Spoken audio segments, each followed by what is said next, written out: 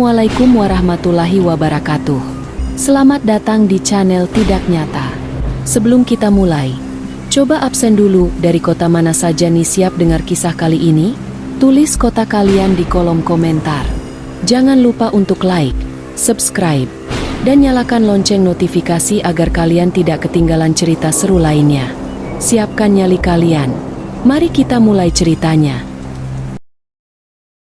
Setelah bosnya pulang dari rumahnya, Yanto segera memasak mie rebus untuk simbahnya yang begitu senang malam itu. Karena selain mendapatkan duit 100.000 dari Sundari, mbahnya juga mendapatkan sembako yang banyak. "Mbah, ini mie rebusnya sudah matang. Simbah mau makan sendiri apa Yanto suapi mbah?"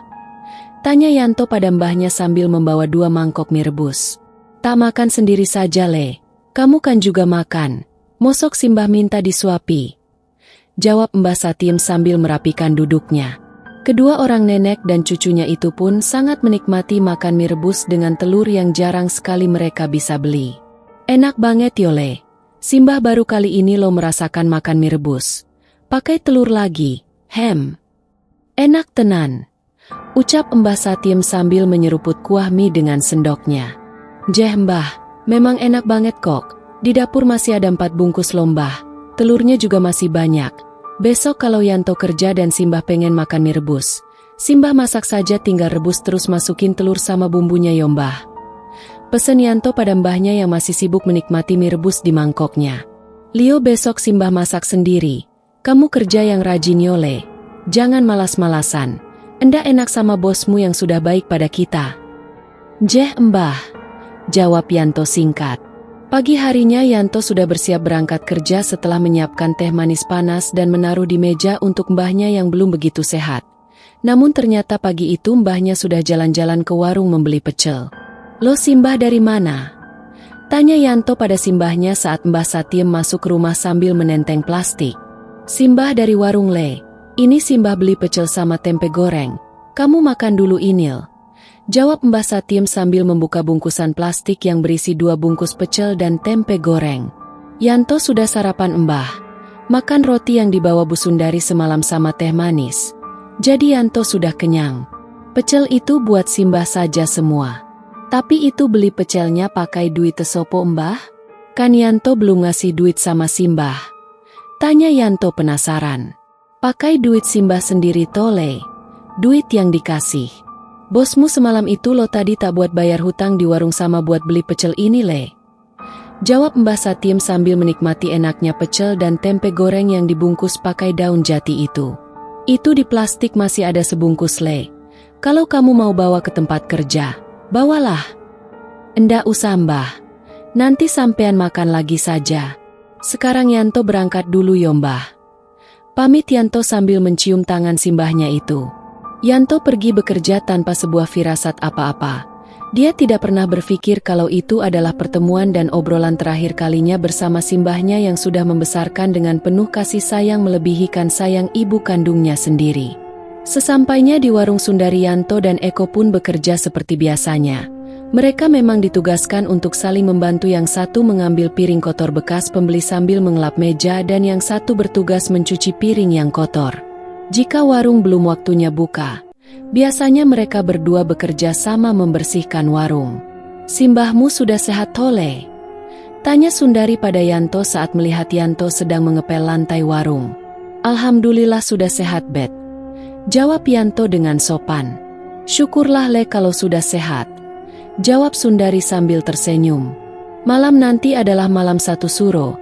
Aku juga sudah menyiapkan segala sesaji yang aku beli di pasar tadi untuk sesaji di kamar itu," batin Sundari sambil tersenyum sendiri.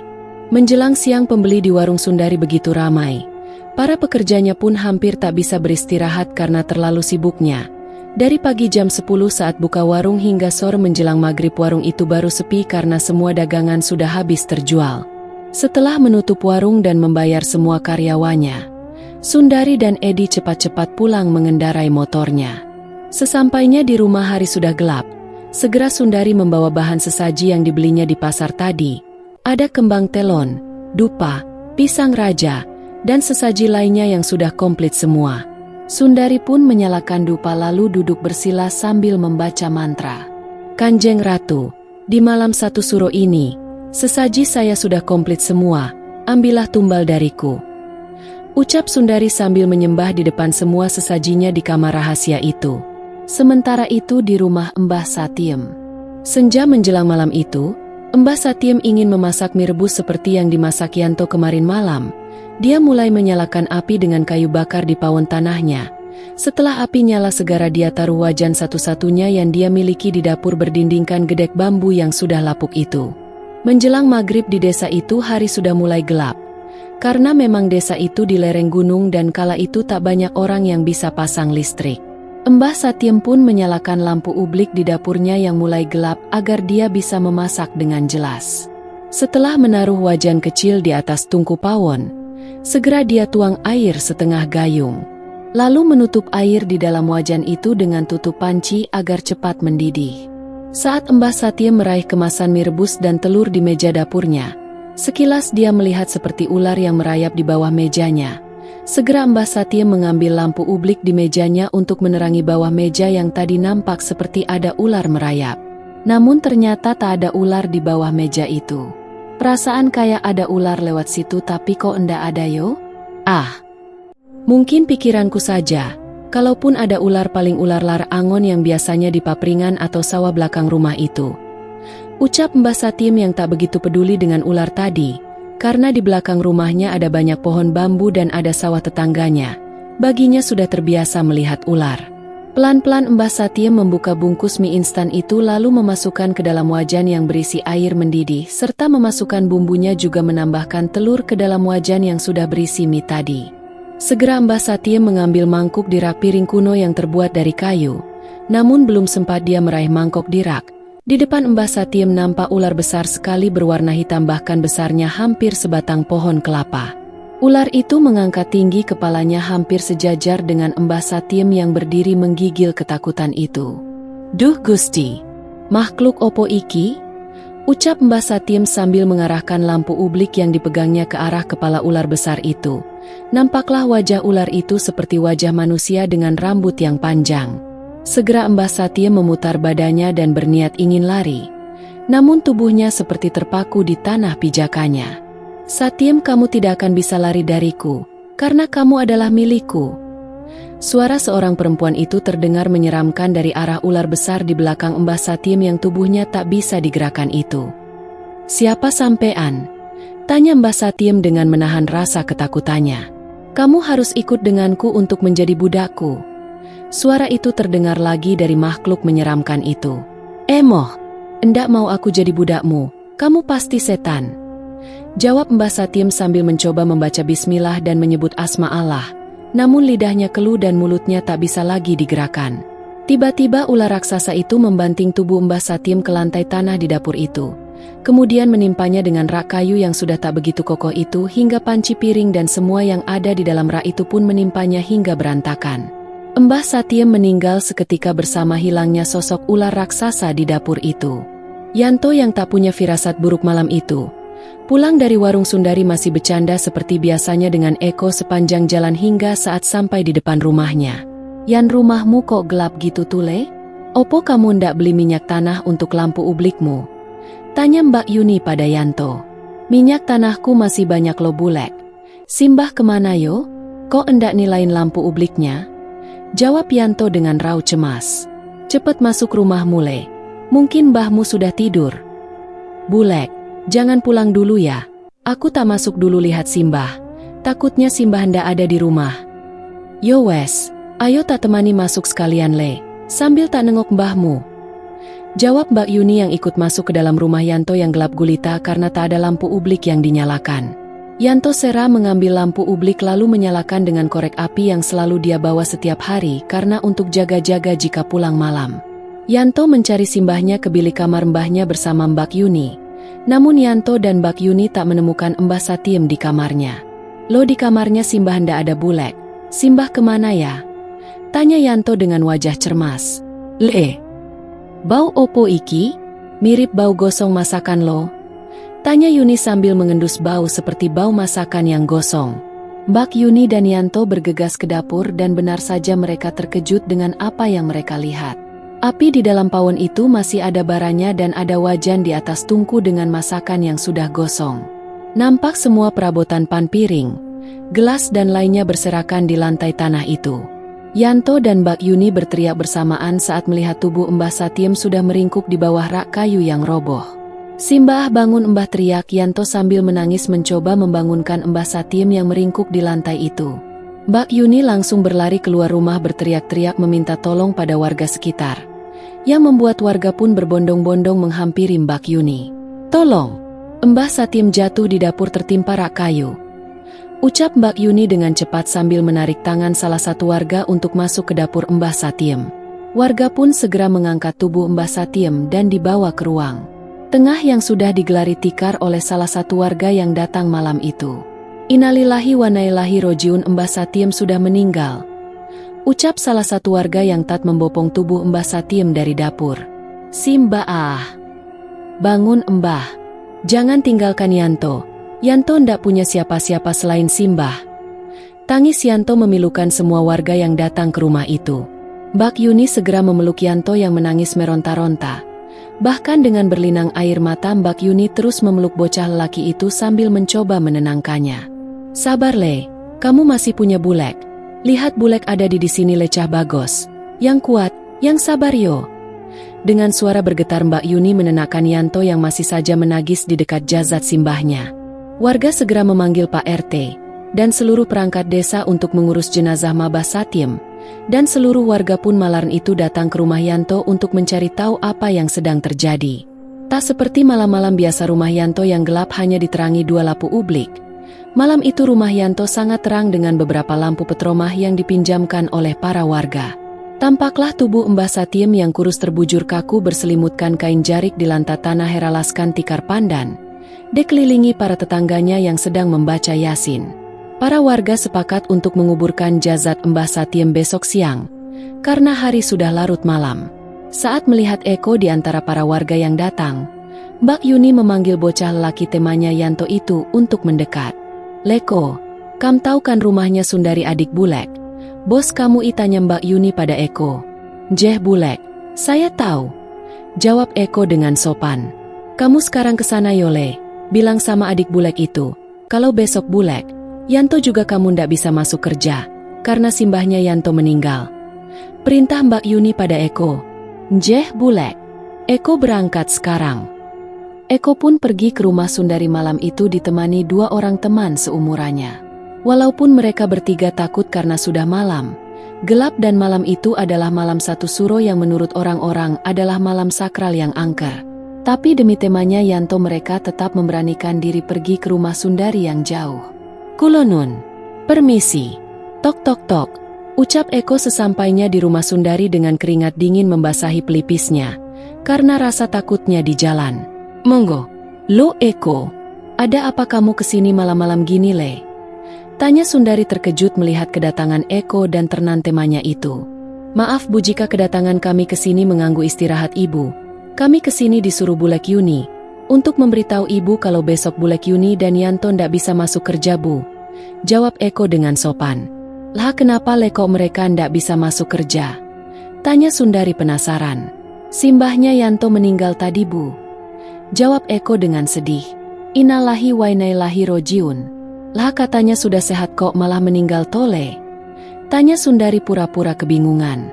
"Katanya tadi sebelum Yanto sampai rumah, Simbah masak di dapur Bu, terus kepleset, jatuh dan tertimpa rak piring yang terbuat dari kayu," jawab Eko menjelaskan pada Sundari. "Ya sudah, terima kasih Yole kamu sudah ngabari Ibu. Coba kalau ndak kamu kabari, pasti Ibu besok belanja banyak dan ndak ada yang bantuin di warung. Ya sudah besok warungnya juga tutup saja. Ibu juga mau melayat soalnya. Sekali lagi terima kasih yo. Ini ada duit buat jajan kalian," ucap Sundari sambil memberikan uang 10 ribuan 3 lembar yang diambil dari kantong bajunya pada Eko dan kedua temannya. "Terima kasih banyak Njeh Bu.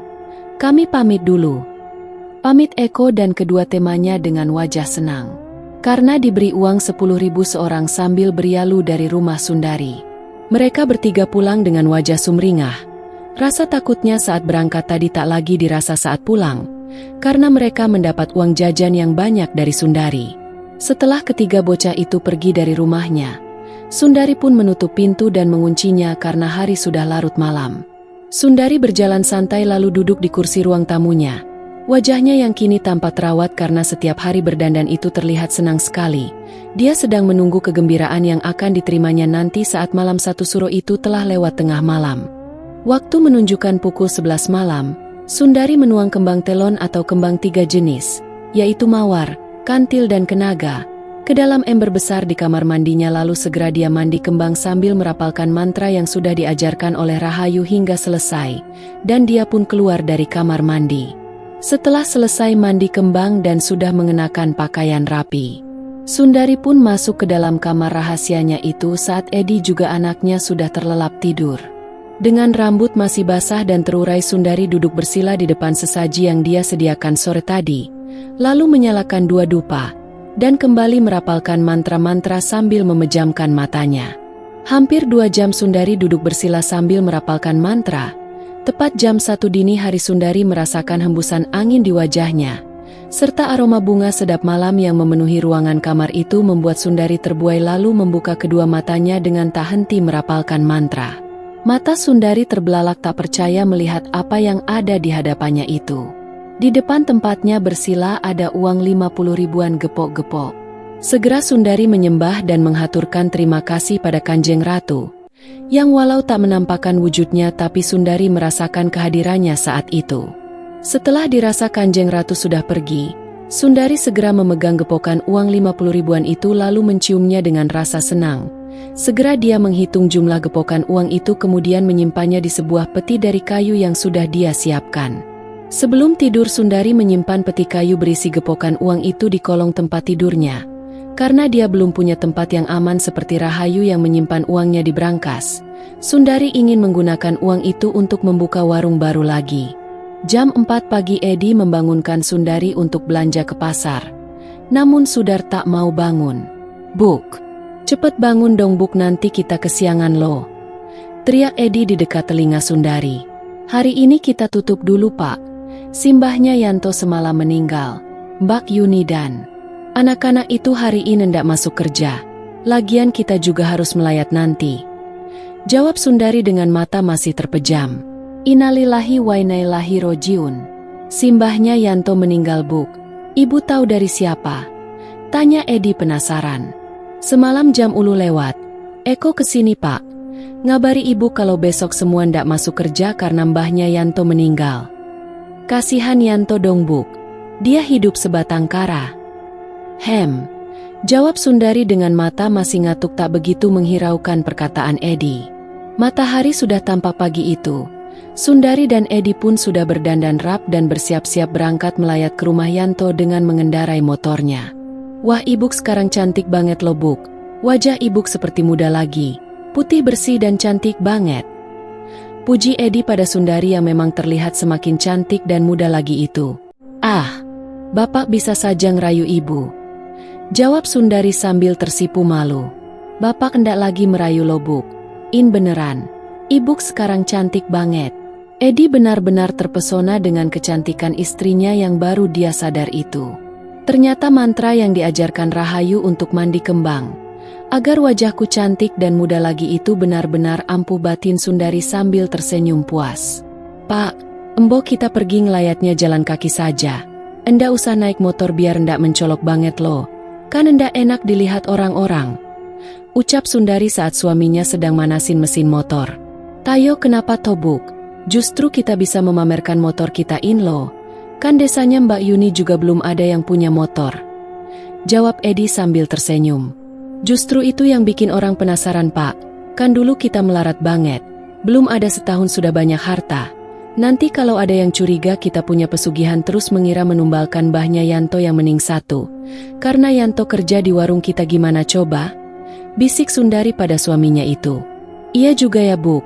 Yo weslah kita jalan saja ke sana," jawab Edi sambil mematikan mesin motornya lalu mengikuti Sundari. Mereka berdua pergi melayat ke rumahnya Yanto lewat jalan pintas yang dekat, yaitu melewati jalan setapak di dekat pematang sawah. Meskipun lewat jalan yang rada becek dan licin namun jalan itu adalah jalan pintas yang dekat dan cepat sampai rumahnya Yanto. Sesampainya di rumah Yanto, warga sudah gotong royong mengurusi jenazah Mbah Satiem. Saat orang-orang melihat Sundari dan Edi datang dengan mengenakan pakaian yang bagus dan rapi, mereka tersenyum ramah lalu buru-buru menyapa dengan sopan. Bahkan tak sedikit para lelaki yang terpesona dengan kecantikan Sundari saat itu. Tidak seperti dulu waktu Edi dan Sundari masih melarat. Mereka bahkan tak memandang sebelah mata pun pada Edi dan Sundari di setiap ada keramaian. "Kulo nuwun," ucap Sundari dan Edi saat masuk ke rumah. Yanto yang masih saja terisak di samping jenazah simbahnya. Sundari langsung duduk di samping Mbak Yuni tepat di sebelah jenazah Mbah Satiem yang terbujur ditutupi kain jarik batik. Sundari berpura-pura membaca doa dan ayat suci sambil menegadahkan kedua tangannya dengan mulut komat kamit seolah membaca doa dan ayat suci. Padahal tidak sama sekali. Dia pun membuka jarik penutup muka jenazah Mbah Satiem di depannya itu. Ada sedikit di pelipis jenazah Mbah Satiem yang mukanya sudah pucat pasi dan dingin sedingin gedebok pisang saat dipegang oleh Sundari. Sundari pun menutup kembali jarik penutup jenazah itu lalu mendekati Yanto yang sedang dinasehati Edi suaminya. "Yang sabar yo lecah bagos, sing ikhlas dan kuat yo," ucap Edi sambil mengelus kepala Yanto dengan iba. "Jeh pak, terima kasih bapak dan ibu sudah datang ke sini," jawab Yanto sambil mencium tangan Edi dan Sundari. Kamu yang ikhlas yo, biar Simbah tenang," ucap Sundari berpura-pura turut berduka dengan menitikan air mata. "Kenapa bisa seperti ini Le? Bukankah kemarin katamu sudah sehat?" tanya Sundari berlagak bingung. Sepertinya Simbah kepleset di dapur enduk, dan tangannya pegangan pada rak kayu. Mungkin rak kayu itu sudah rapuh jadi roboh nimpa Simbah. Lawong pulang dari warung rumah ini gelap gulita. Jadi aku sama Yanto masuk rumah. Takutnya Simbah kenapa-kenapa. Ternyata benar Simbah sudah ndak ada pas kami temukan di bawah rak kayu itu enduk, jawab Mbak Yuni sambil berkisah pada Sundari. Yanto kerja itu untuk menyenangkan Simbah Bu. Tapi Simbah malah pergi meninggalkan Yanto sendirian. "Endak punya siapa-siapa," jawab Yanto dengan mata yang sembab. "Kamu ndak sendirian Le, ada ibu, ada bapak juga ini bulekmu Yuni. Kamu butuh apa-apa bilang sama kami, anggap kami keluargamu sendiri," tutur Sundari di hadapan orang banyak. "Lio Leyan, kalau kamu mau, kami malah akan mengangkatmu sebagai anak.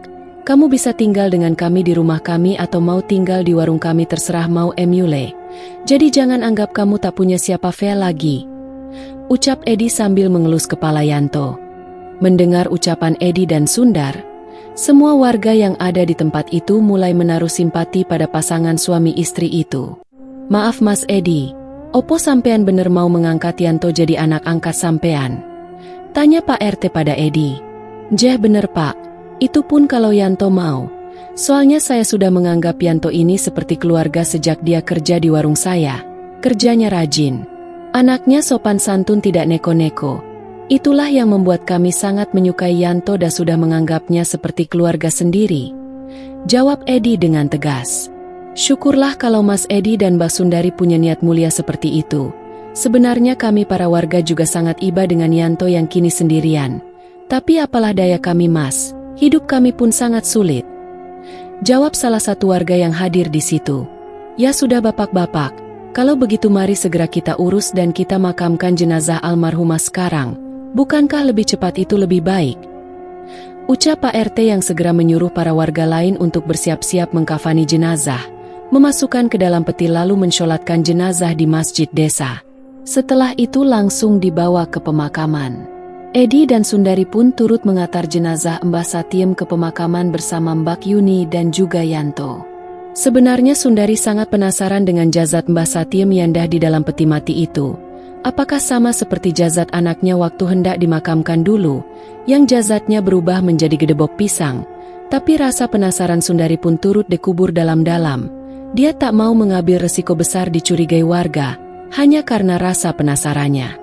Setelah pemakaman selesai, dan semua warga banyak yang sudah kembali ke rumah masing-masing, Sundari, Edi, Mbak Yuni dan Yanto juga Pak RT kembali ke rumah Yanto untuk membantu merapikan rumahnya.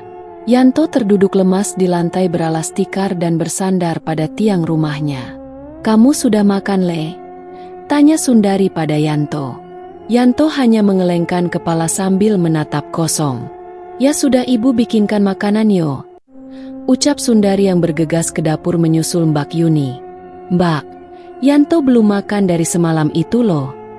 Sundari memberitahu Mbak Yuni yang merapikan sembako hasil takziah para warga untuk Yanto. "Iyo ya, dari semalam dia nangis terus londuk sampai lupa makan.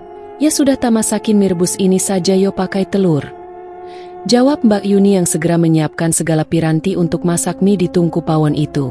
"Enduk, opo bener kamu mau mengangkat Yanto jadi anak angkat?" tanya Mbak Yuni dengan serius pada Sundari. "Lah kalau Yanto mau, beneran Mbak tak angkat jadi anak angkat lo," jawab Sundari dengan tegas. "Syukurlah kalau kamu serius, Enduk. Tak kira cuma menghibur Yanto saja," balas Mbak Yuni sambil tersenyum. "Serius Mbak," jawab Sundari sambil mengambil mangkuk untuk menaruh mie yang dimasak Mbak Yuni. "Le, ini dimasakin mie rebus sama Mbak Yuni.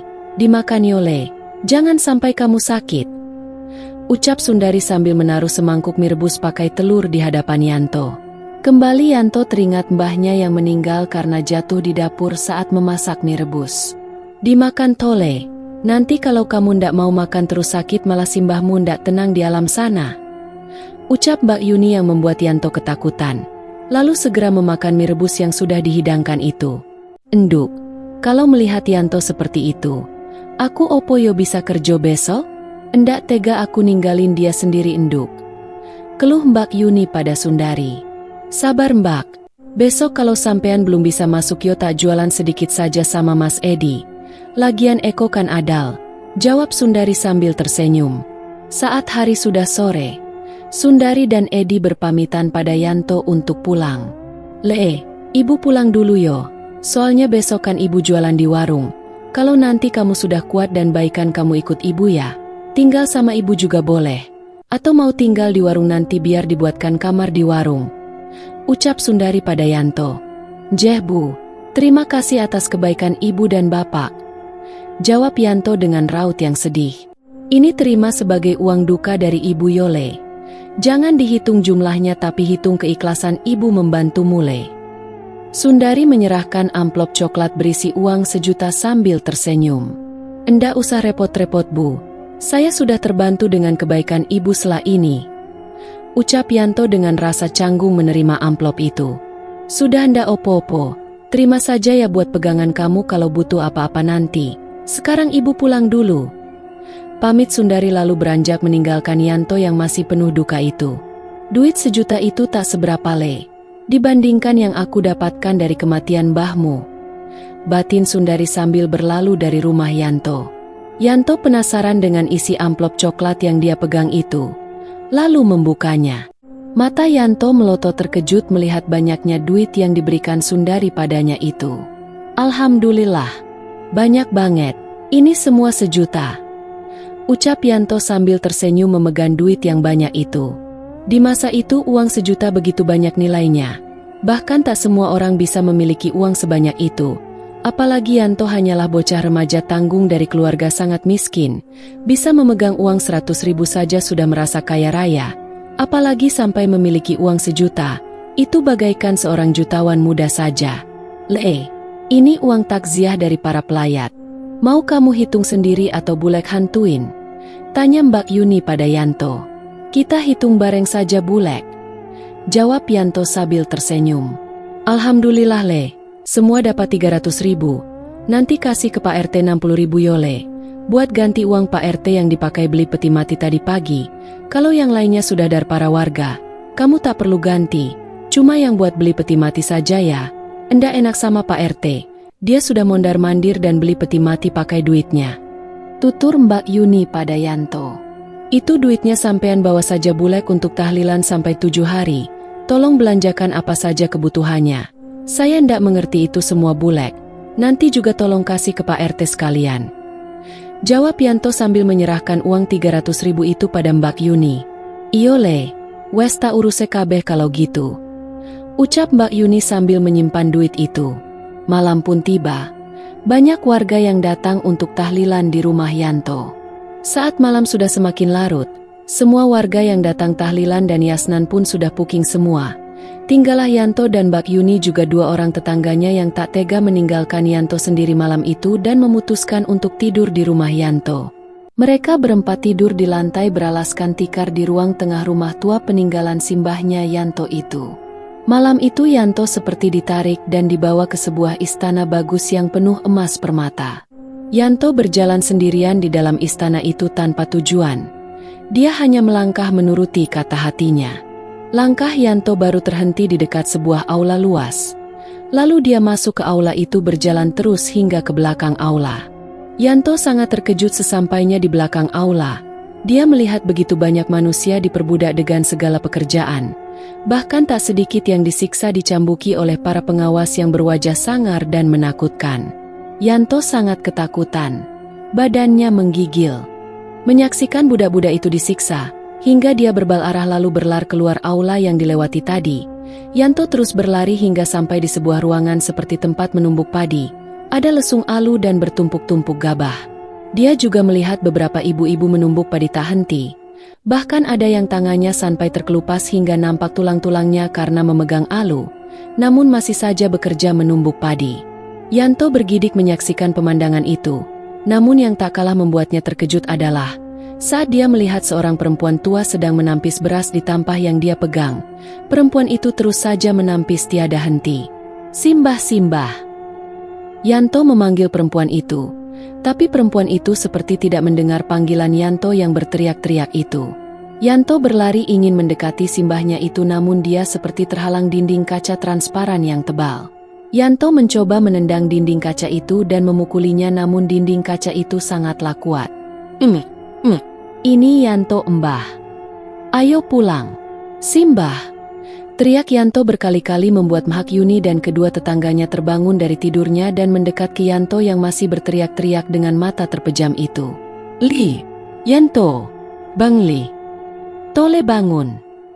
Mbak Yuni dan kedua tetangganya mencoba membangunkan Yanto yang mengigau itu. Yanto membuka matanya lalu duduk dengan nafas yang terenggah-enggah. "Nyebut Le, istighfar," ucap Mbak Yuni menenangkan Yanto. "Astagfirullahaladzim. Bulek." Yanto melihat Simbah. Simbah disiksa, disuruh kerja terus-terusan Bulek, ucap Yanto dengan air mata yang berlinang. "Le, itu berarti Simbah minta doa dari kamu, agar Simbah terlepas dari penderitaannya. Karena doa anak yang soleh itu bisa menyelamatkan orang tua di akhirat," tutur Mbak Yuni sambil mengelus kepala Yanto. Yanto segera berdiri lalu berlari ke bilik atau kamar mandi yang ada di belakang rumahnya untuk mengambil air wudhu. Kemudian kembali lagi ke ruang tengah sambil membawa sajadah dan segera sholat tahajud. Mbak Yuni dan kedua tetangganya kembali tidur dan membiarkan Yanto menjalankan ibadah sholat tahajud dan melanjutkan membaca Yasin untuk simbahnya. Dalam doa Yanto berlinang air mata, memohon pada Allah untuk mengampuni segala dosa simbahnya dan menyelamatkan dari segala siksaan yang diterima simbahnya. Yanto berdoa hingga menjelang adzan subuh, lalu dia pun mengambil air wudhu kembali dan melanjutkan sholat subuh dengan husuk, kemudian berdoa lagi untuk keselamatan simbahnya hingga fajar pun menyingsing.